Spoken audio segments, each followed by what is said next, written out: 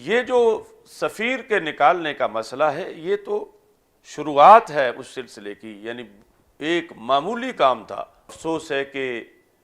اس حکومت نے اتنا بھی نہ کیا اور پھر ایک معاہدہ کیا اور اس کی بھی خلاف ورزی کی، اور اس کے بعد حالات خراب کرنے کی ذمہ داری ساری اہل سنت کے کھاتے میں ڈالی جا رہی ہے، جبکہ اصل ان کا منحرف ہونا اپنے وعدے سے یہ سبب بنا۔ اور ساتھ یہ بھی بات بڑی باعث تشویش ہے کہ جو اہل سنت و جماعت کی طرف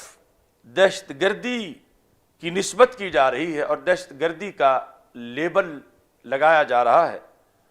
اور پھر اس سے ایک بڑا لمبا سلسلہ اہل سنت کو مزید کھڈے لائن لگانے کے لیے شروع کیا جا رہا ہے، اس پر ہمارا حکومت وقت سے مطالبہ ہے کہ اس ملک کی غالب اکثریت کے ساتھ حکومت کی طرف سے جو اعلان جنگ کیا جا رہا ہے،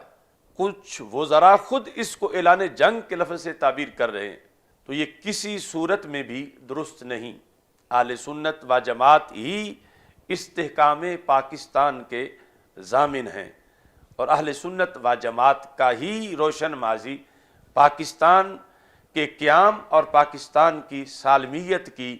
دلیل ہے۔ موجودہ صورتحال کے اندر فرانس کا جو گستاخانہ رویہ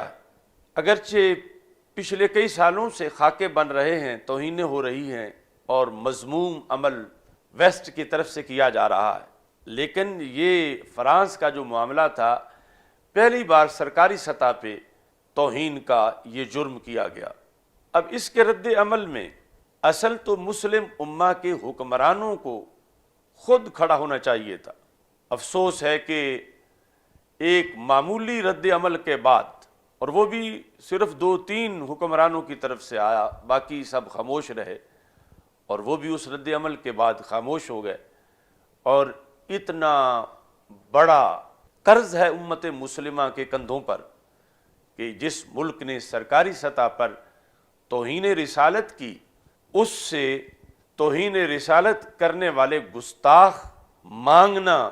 اور خود انہیں قتل کرنا یہ مسلم حکمرانوں کی ذمہ داری تھی، اور اگر وہ ملک حوالے نہ کرتا تو اس پر حملہ کرنا